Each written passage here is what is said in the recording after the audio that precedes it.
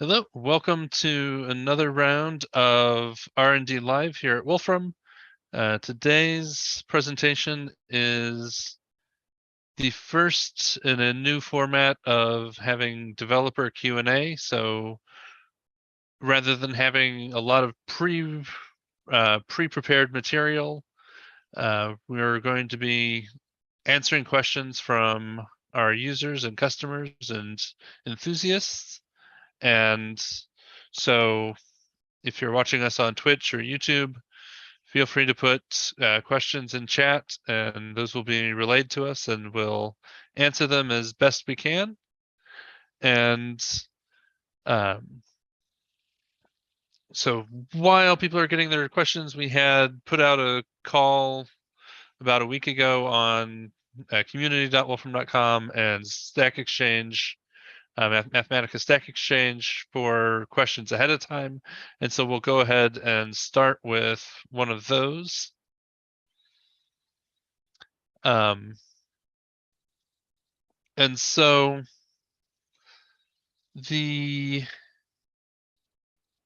I'm going to start with an easy question, which is coming from Mathematica Stack Exchange, and looks like it was from Tanner Legvold.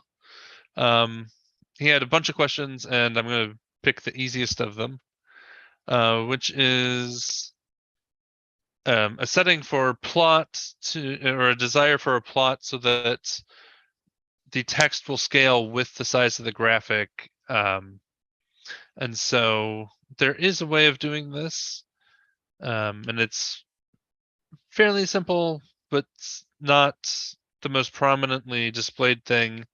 So I'm going to share a notebook. So we'll get a notebook going here. And so, as I'm sure everybody's sort of aware, if I do a plot of just something relatively simple, plot sine of x goes from 0 to 10, and I'm going to bump up my magnification just because I don't know what resolutions everybody's at. And so we have our plot, we have our text on the, the text here is tick labels. So let's go ahead and add some more text. We'll add a plot label at the top.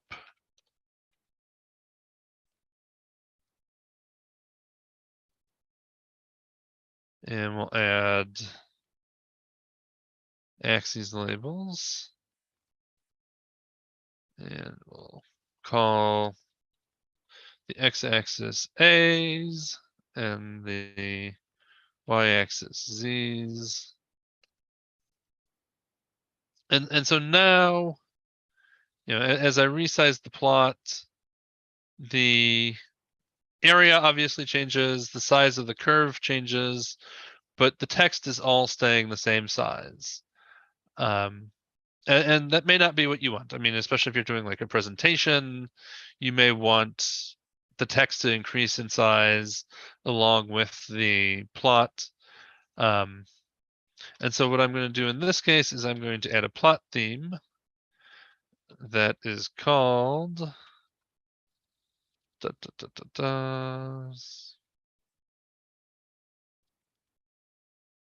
not what I'm thinking it is. So let's just go down to the big list at the bottom.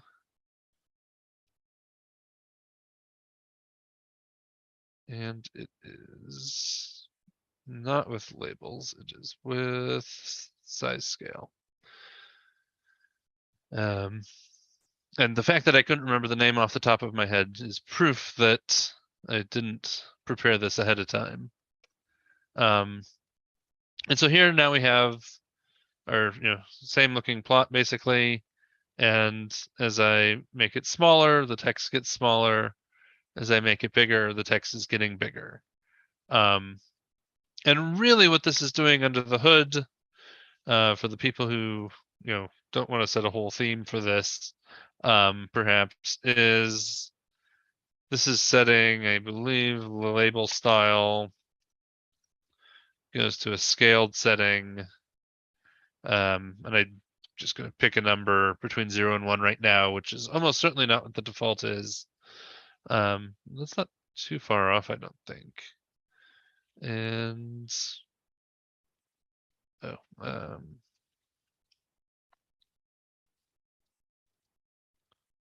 there's a reason that we put this in a theme. So here we are. So now we're using a scaled font size, and the text is changing size with us as we resize the graphic. And let's see. So that is, the first question that, from sort of ahead of time. And there are lots of themes, and there's a long list of them. They're pretty well documented on the plot theme page. So that's not being shared at the moment, but I can switch to that. Yeah, so if we look at the documentation for plot theme, we have sort of the main big themes, and then we have a lot of more targeted feature themes farther down. So stuff to do with how we do axes and frames and grid lines, color-based stuff, labels, sort of size related things, and that's where size scale is. And so right, so this is not up, it's not just the label theme, because it also toggles things like point size and line thickness to also scale as you resize the graphics. And then even more specialized types of things that may pertain to only a certain set of visualization functions. And so now we will move on to our next question, and I'm going to put Matt on the spot a little bit. So this is coming from Jonathan Schock on YouTube. What's the best way to set up animations such that they work smoothly on the cloud? So I'm going to stop sharing, and if Matt wants to share, or if he just wants to expound, go for it. Yeah, I just saw that question. Best way is, it's kind of a broad question. And the good news is we're just making it faster. We're working on improving graphics render times and all that. Obviously, the smoothest is going to be just a straight up GIF. You could export to a GIF if you just want something that's just looping. You're gonna and you can embed that in your page. Otherwise, simplifying the graphics, getting things that can render more easily directly in the browser. It's a little hard to talk in generalities without a specific example, though. So Matt, are there things that are more likely to, or are there things that you would suggest maybe avoiding in terms of having things that will render quickly in the browser, or? Obviously, the more complicated the if you have a thing with 10,000 points, it'll be laggier than something with 100 points. Simplifying there. Or I mean, I guess one question. So I know I am not an expert on cloud graphics. I know just enough to be dangerous. So there are some things that we sort of render some semi-directly in the in the notebook in the cloud, and then there's things where we go, okay, no, I'm just going to ask the go off and have the front end render it as a bitmap and display that. And are what's the timing difference in those cases, or what sorts of things might cause bitmap rendering? Or yeah, there's sort of three modes of graphics rendering in the cloud. And we're working on doing a better job of exposing this to the end user so you can understand which way your graphics will be rendered more easily. But it's either rendered just natively in the browser, just like it would be rendered on desktop, but that the computation is actually done in the browser. Or it's done server side, what we call helper data, that uses a desktop front end running on the server side to create an SVG, or it does it gets rasterized server side, and then that's the fallback to bitmap option. But we haven't done a good job yet exposing which way is which to the user. If you want to get into really nitty gritty of it, you can, examine if you're familiar with some web development stuff, you can examine the output graphic and see where it's coming from. But beyond that, we're working on improving that story. Okay, thank you, Matt. Let's see. So from Twitch, we have a question. Are there plans to support more complicated plots in the row and panel, in the row and column type panel layouts? So for example, filling between curves and additional sorts of things. And there are absolutely plans to support more complicated layouts. So I will go back to sharing, and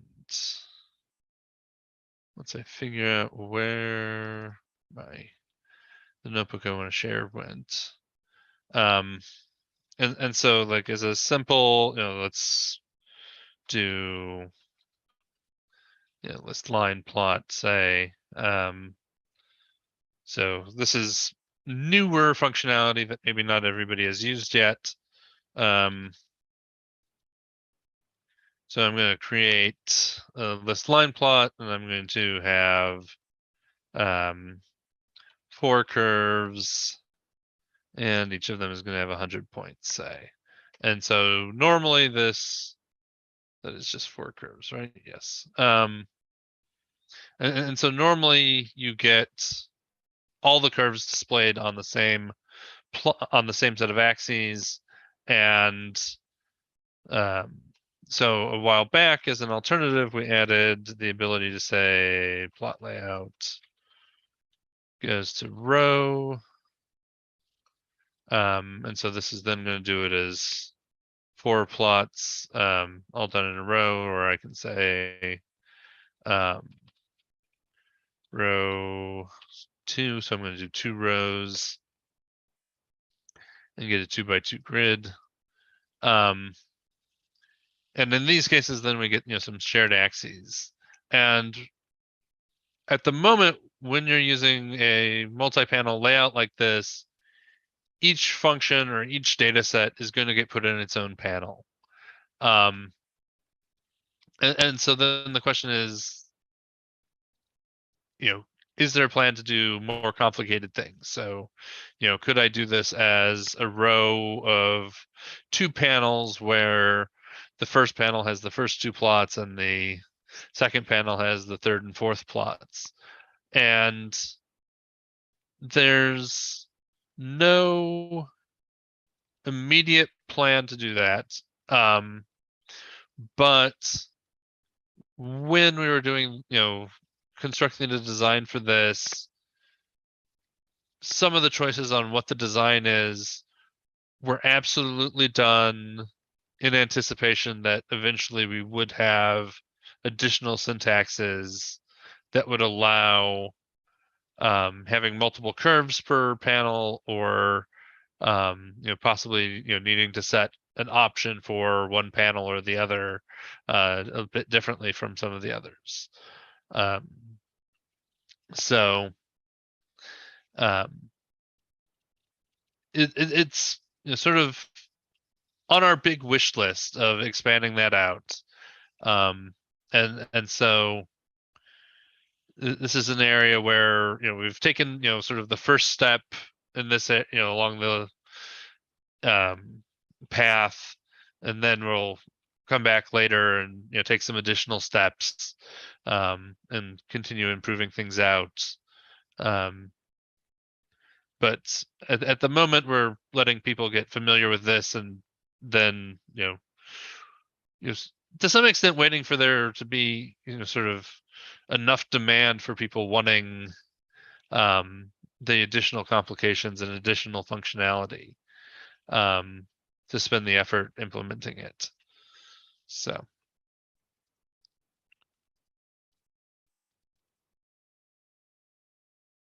And let's see. And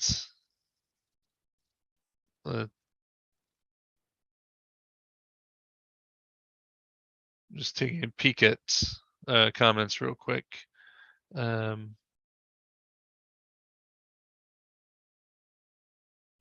so I think there's a follow-up. Right, and so the other way to do this, of course, is to create the individual plots separately and combine them with like graphics row or graphics grid. And there are some things that graphics row and graphics grid can't do at the moment that like Listline plot with plot layout set can, just because of when you're using plot layout within Listline plot or one of the other visualization functions, it sort of knows at an earlier state that you want to do this, that you're creating a panel. And so for example, in this case, we're sharing the axes. So we have sort of one set of ticks that applies to this entire row, and then one set of ticks that applies to this entire row. And that's not as easy, and it knows that it's going to do that early on, and so it can sort of prepare for that and whatnot. Whereas if you're coming at this from a graphics grid approach, it's a bit more effort on your part to make sure the plot ranges are synced up and turn the frames on or off on the respective edges. And so graphics row, graphics grid provide a way of doing this, especially if you want to mix things that aren't necessarily coming from the same function. But it's going to be a bit more work on your part, and graphics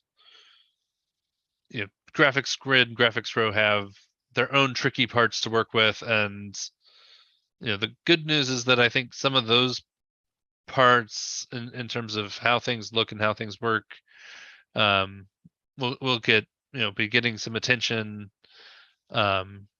near term, so that graphics grid is not such a painful, it's not so much work to use graphics grid to create these types of layouts. So thank you. And let's see. And so I'm going to fall back on a question that was asked on Stack Exchange recently, where somebody was wanting to know, they had seen in Stephen's blog post about the release of version 13.1 about the addition of dollying to 3D graphics. And so I was thinking maybe we would have James take us through dollying and what the difference is between that and zooming. Okay, cool. Yeah, I'll share my screen.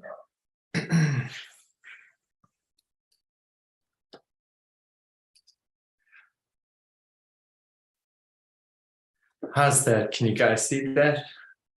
Yes. Okay, so currently we have a set of 3D navigation, like you can rotate a 3D graphic. You can zoom by pressing Command. As you interact or use the various 3D interactions, the cursor will change. So this is the zoom cursor, for instance, and this is the typical rotation cursor. So there's rotation, which is basically just click and dragging on a 3D graphic. If you move your cursor to the kind of a circular region on the outside of the graphic, you can tilt your graphic. So those are the typical useful ones. So what zooming does here, and this will kind of, I need to explain this to contrast it against panning. So zooming here, for instance, is adjusting the view angle. If we looked at the underlying expression here, you'd see if we go into zoom it here, it's 0.45. And if we zoom out, it's going to adjust the view angle option. And so the difference with this and panning is zooming changes the camera's view angle, but panning actually allows you to, dollying. So dollying allows you to move your camera forward or in towards the 3D graphic. So at the moment, you can see my viewpoints out here. And then if I dolly, I press Shift, Command and Shift, and I get this cursor, which has kind of got a forward-backward arrow. And it'll give you a similar effect to viewing, but what's actually happening is you're moving inside the graphic. Like if I rotate now, I'm actually inside the sphere, and I can move through the sphere, for instance, where zooming, for instance, you'll never be able to actually move inside or through the sphere. You've just enlarged it.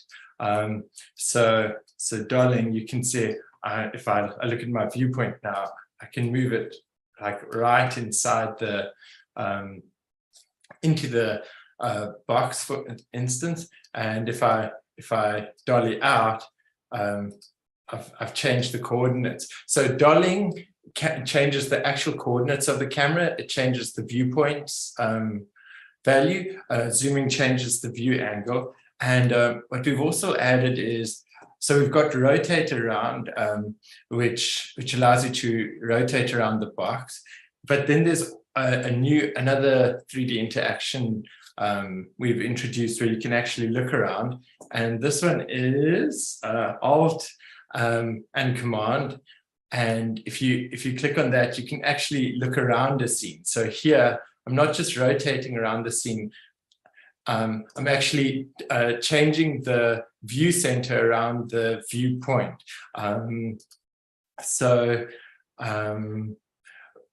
Maybe something that's going to also help a lot with visualization, which I'll touch on later, is we are actually going to introduce a Wolfram function repository function to help you better understand the different properties of a visualization. So I think if I did this and I did this, I can actually obtain a visualization of the different viewing parameters,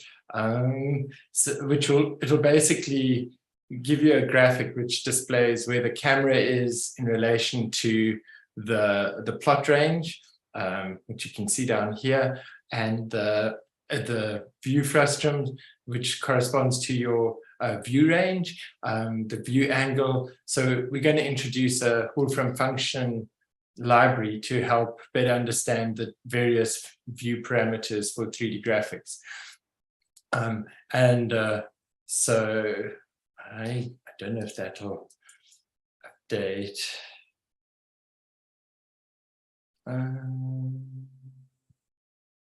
It's a work in progress, but just to summarize, the different functions are dollying the camera allows you to actually move the viewpoint in relation to it moves the viewpoint, so you can actually move inside a box, or you're moving the camera in the 3D graphic, whereas zooming changes the view angle, and the newer function look around allows you to actually, instead of rotating the viewpoint around the view center. You're actually rotating the view center around the current viewpoint, which allows you to basically, like in a third-person shooter game, first-person shooter game, you'd be able to look around and strafe your head and so on. Yeah. So just to say, when we release this visualize 3D view function, where it'll be a function where you can plug in an arbitrary graphic expression, and so for instance, here I've got one with neutral lighting, and if I plug that into visualize 3D view, it will render what that looked like, what a visualization of that. These little arrows on the outside are just illustrate the ambient lighting and their color. It's a gray color. And then you can see for the neutral lighting, those little arrows at the bottom. Let me make it a bit bigger. And these arrows at the bottom illustrate the directional lights in the scene. So they're kind of 3 gray directional lights looking onto the scene. You can see your viewpoint, the plot range, the view range, which is where this plane is and that plane. You can see the view center, the view vertical. So it'll just provide a useful graphical depiction to help better understand the viewing parameters. And we're also hoping to build this into an attached cell. So if you have a 3D graphic, you'll just be able to use the attached cell to get to this internally. And the function repository is just under, if you look for Wolfram function repository, you'll be able to get that. And this will probably go under visualization and graphics. Okay.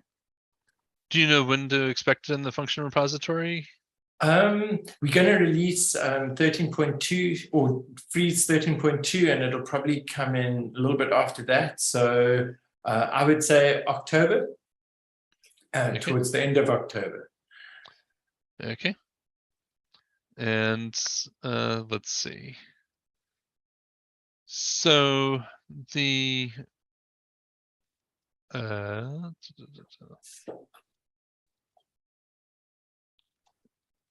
going to go back to one of the questions that was pre-asked on Stack Exchange, which was another part of the question from from Tanner from the first question.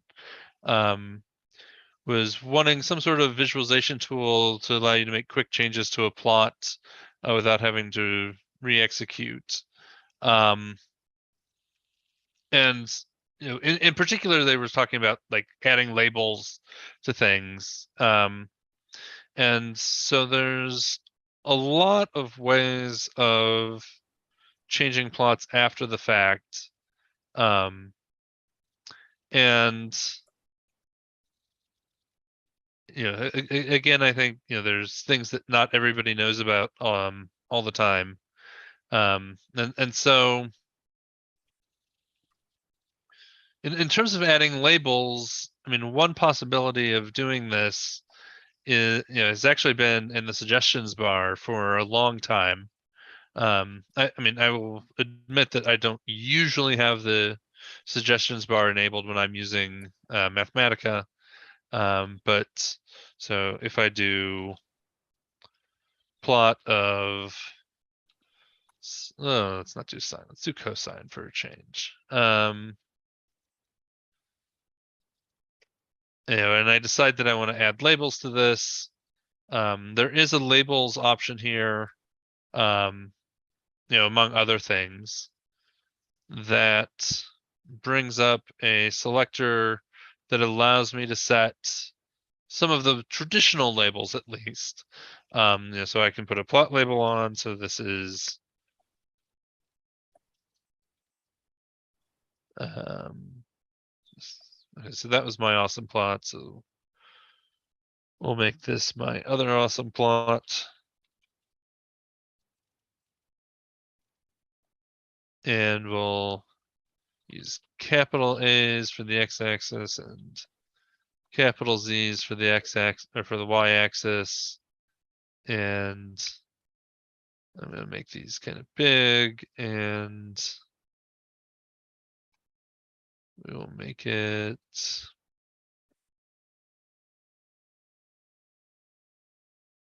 I changed that one. Oh, it's there.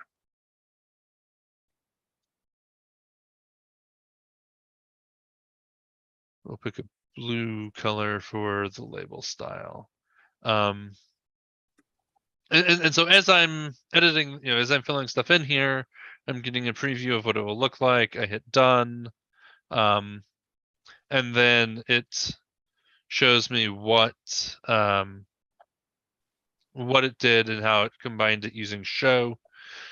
So my axes label and my plot label and my label style, all done here. So if I want to incorporate this into how I constructed the plot, I can grab these and copy and paste them into my original command, or I can still use show to do it, to do the modification.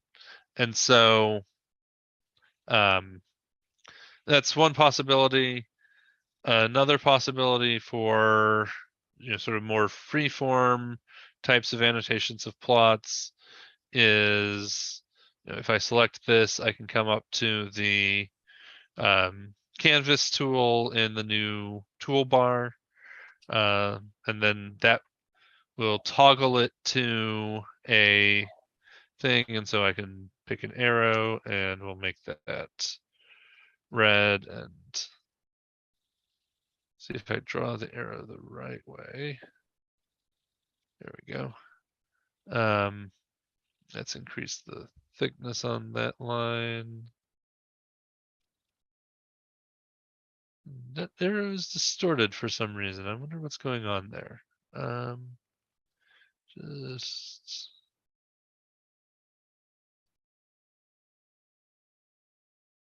that is interesting. I haven't seen that before. But in general, I mean, you can use this to annotate things. So, okay, we'll highlight it by, draw a green circle around it instead.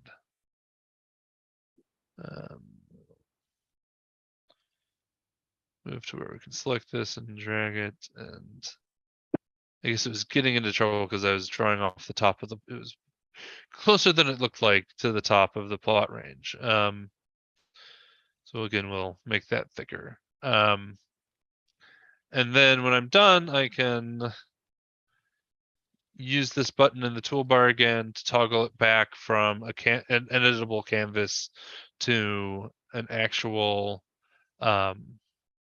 normal graphic. And so then this is actually going to allow me to do something else as well. So I'm going to invoke canvas manually because I don't remember if there's a way of doing this through the toolbar. So if I do canvas of, let's see if this will work.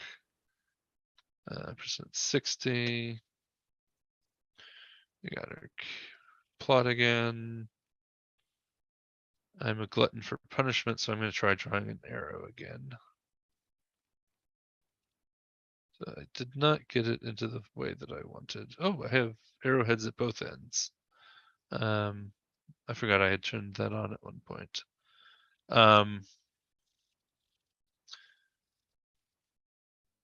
So in any case, there is a way. Oh, that's what I wanted. I wanted this. So canvas, if you give it a graphic as the first argument, edits the graphic. It is actually editing the graphic. As an alternative, you can do a canvas and specify what the background is. And so then in this case, arrow 3rd times the charm. Here I can draw over the whole thing, including outside of the plot range. And so what it's doing in this case is it's constructing an overlay that is the same size as the graphic, and I'm drawing in that overlay. And so then I'm not restricted to the plot, the editable plot range portion of the graphic. So I can get up here where the plot labels, where plot label and axes labels are. And overlay is the method that's used when you have non-graphical things with a canvas. So I'll be extreme and try this and see if I get into big trouble. So reformatted a little bit when I did this input cell, but now I can, let's do freeform. I can scribble out what the parameters of that were. And now if I toggle this back, that's fun. Not sure what I had selected there.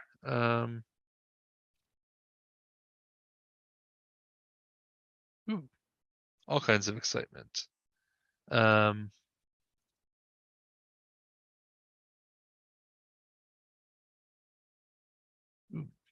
Nesting canvases. I should stop now. Probably not best to have done that with an input cell, but overlay allows you to annotate and mark up other things and sort of draw on top of them if you would like. So let's see.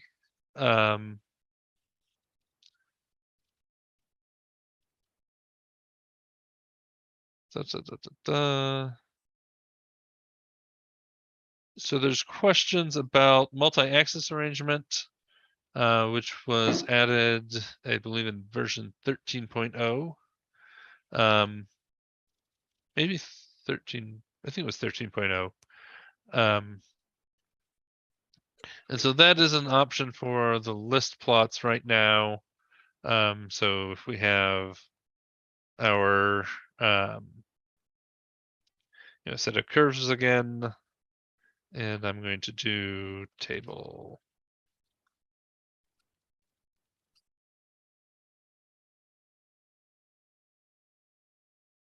Accumulate.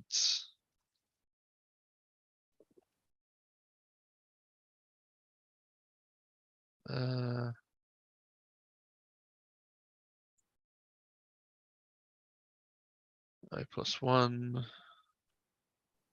do 20 of those. I comma 3 should be enough.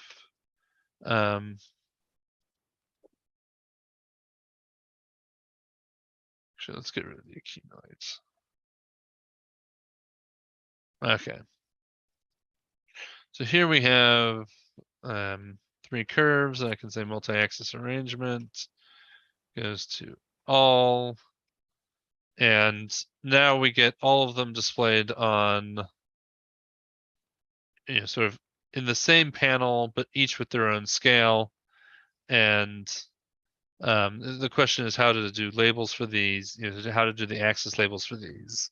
And that is actually going to come from the plot labels option at the moment, at least. So if we say 1 is going to be the blue one, and 2 is going to be the yellow one, and 3 is going to be the green one, then we see we get a label on the green one on the right that says 3, and the other 2 are labeled 1 and 2. Label on the green one on the right.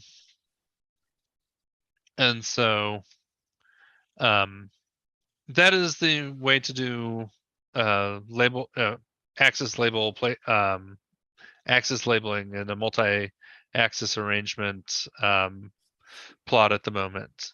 So, and a similar thing happens for the plot layout option that we saw before. So if I were to say plot layout goes to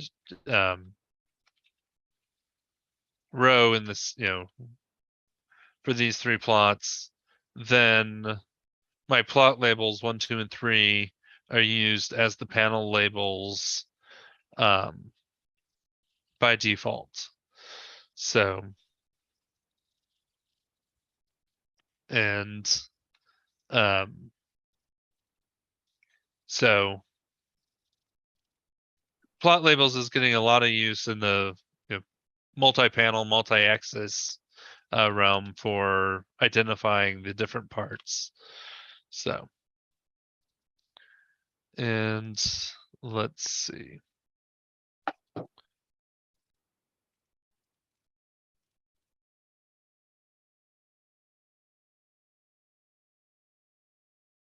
And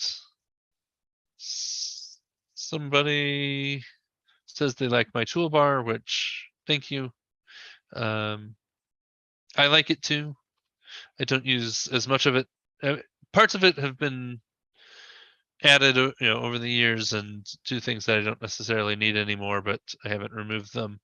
But basically it's just a place for me to put buttons that do things that I need to do on a regular basis. And so it's not hard. It's just an attached cell and, with a lot of styling added to it.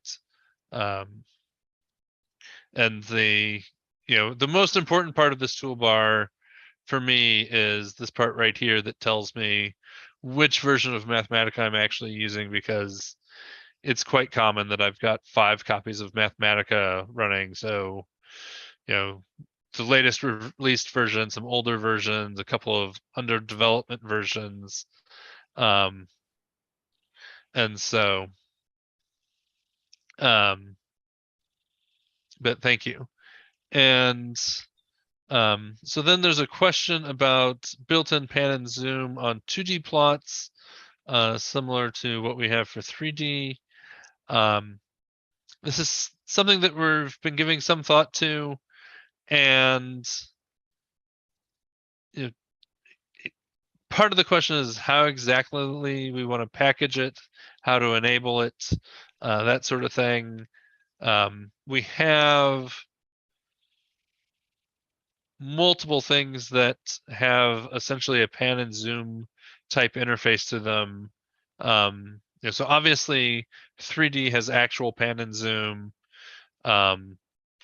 Things like dynamic geographics and dynamic image have implementations of pan and zoom. And so here we have a map, and I can, pan it, and I can zoom in on a region, and still pan around. Things like dataset have a way of scrolling through large bits of tabular data. And I think, so the question is, is it a wrapper that goes around a graphic? Is it something that you right click into? Is it something that is just keyboard shortcuts that's always enabled? And these are the sorts of things that we haven't necessarily figured out how we want to go about it and whatnot. But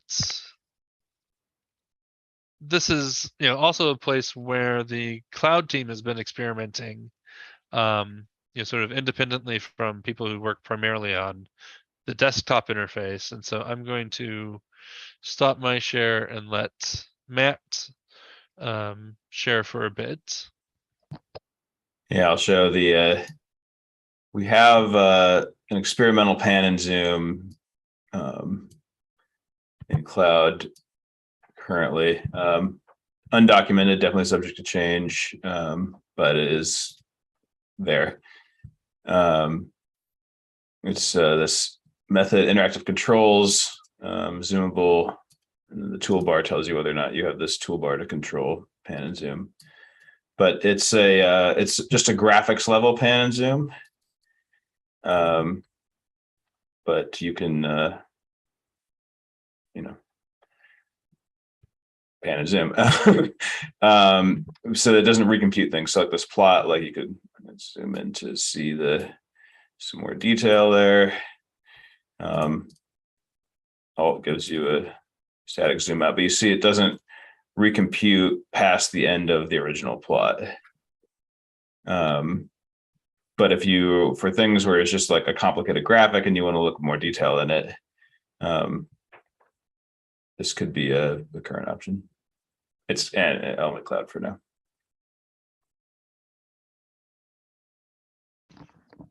Thank you, Matt. Let's see. So we have a question on, for geographics, whether there is a way to style the geoscale bar, which I don't think there is at the moment. And I'm trying to remember, I think it's the case that hopefully it's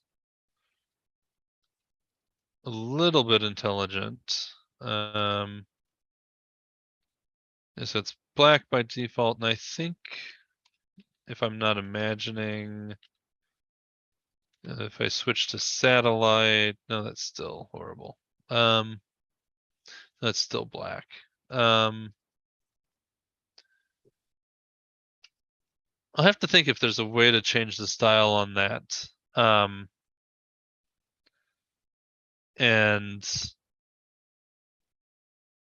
I mean, I think at one point we were thinking of having a separate option that, sort of gave the whole, would provide a whole range of ways of customizing the scale bar in geographics.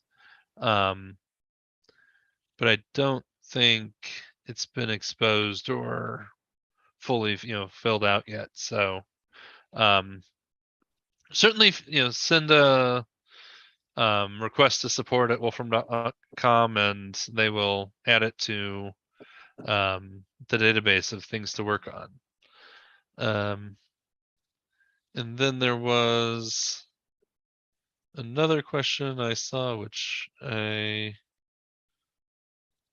have forgotten.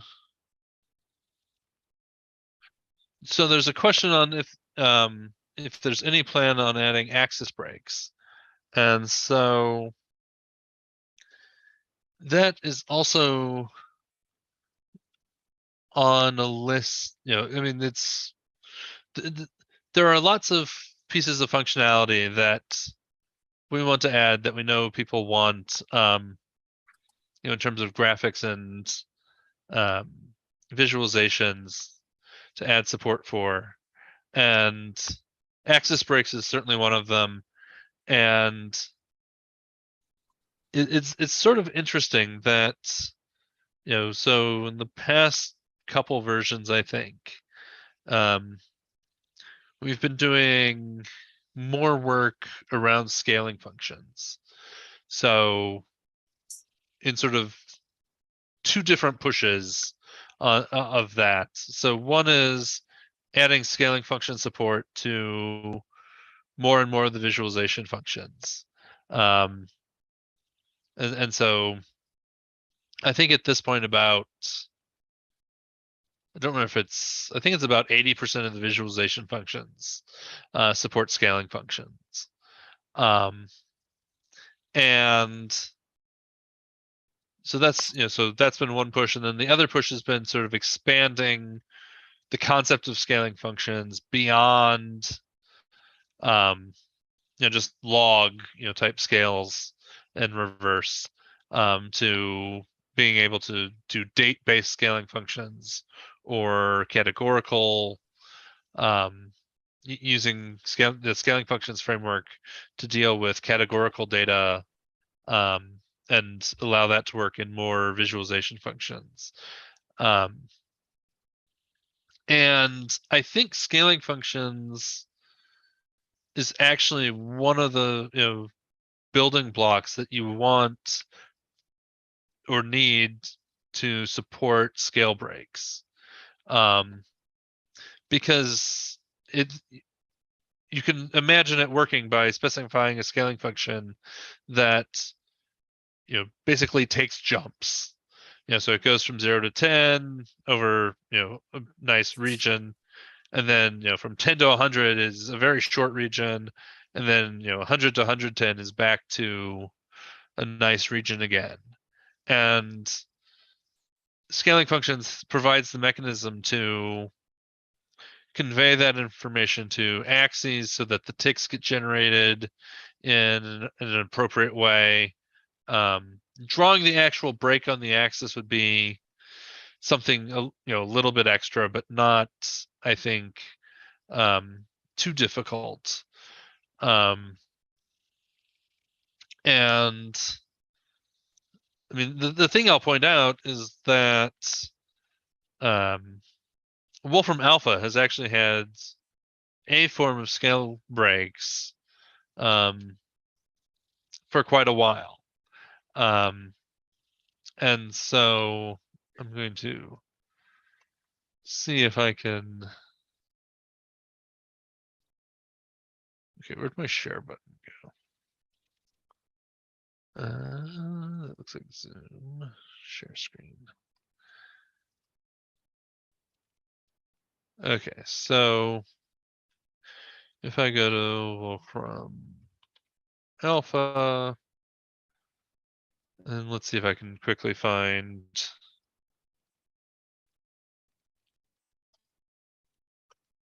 an example. Right, so here is a plot of the US population over the past 50 years, I guess. And so it has scale breaks here to indicate that this scale isn't going all the way down to 0. And so in some sense, this is the simplest case. We know, I mean, we aren't cutting out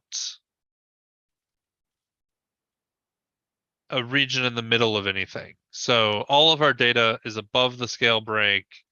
So it's not the case where we're going from A to B, taking a big jump, and then going from C to D.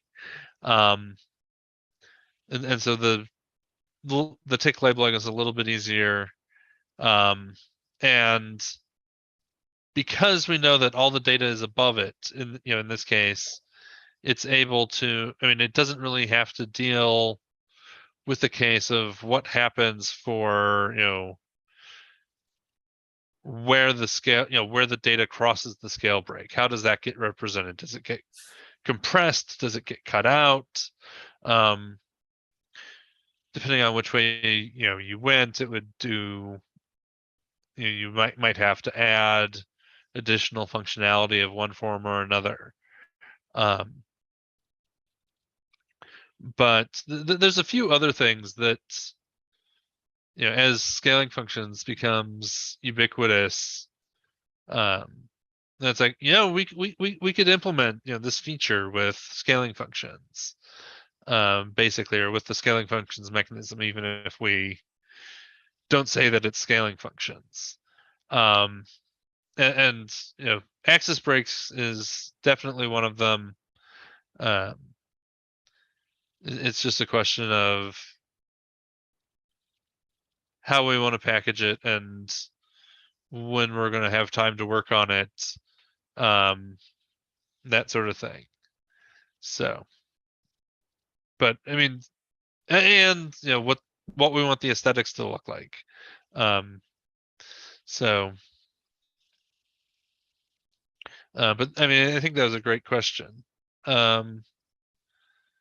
Let's see.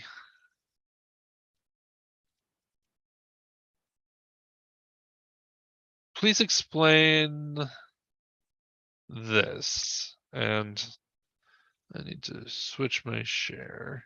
And this is probably an example of me making a poor choice in trying something that I haven't tried yet. Listline plot, frame label ABC.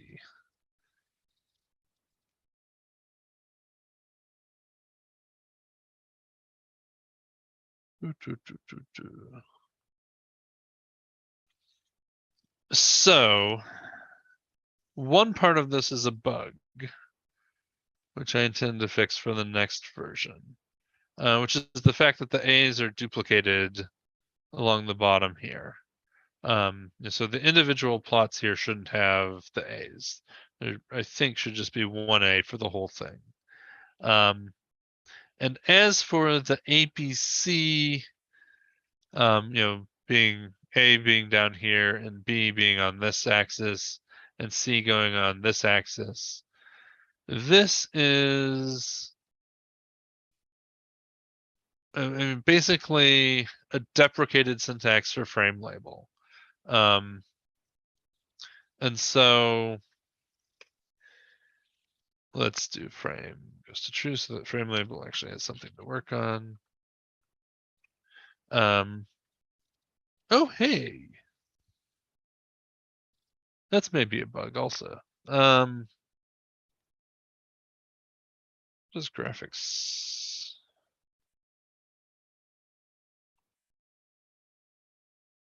Okay. So this is gonna, feed into the rest of my answer, which is that this was, so frame label goes to ABC was the pre-version 6 syntax for putting frame, yes, so we'll put D here as well. And so pre-version 6, you specified frame label and actually all the frame specifications clockwise starting at the bottom. So your first setting would go here, and then second, third, fourth. Starting in version 6, this got swapped to a left, right, bottom, top type syntax. So this would be the equivalent thing would be, for the left, for the right, for the bottom, and for the top. And so, so this is the old syntax. It is one of those things that isn't always accounted for when people are doing more modern development. We're remembering 15-year-old syntaxes that aren't documented anymore. And so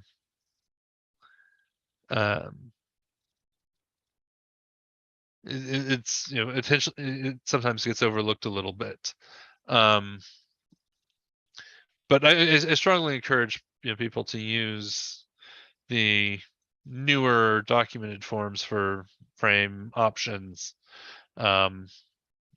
because they're the documented settings and are generally much better supported. So, and let's see.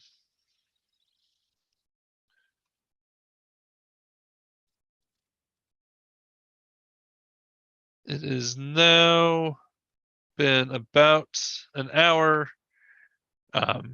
There are lots of questions that we weren't able to get to, and I encourage people to continue to ask questions on community or Mathematica Stack Exchange. If you have feature requests or things that you think are bugs, by all means send them into support, and they will make their way to us. But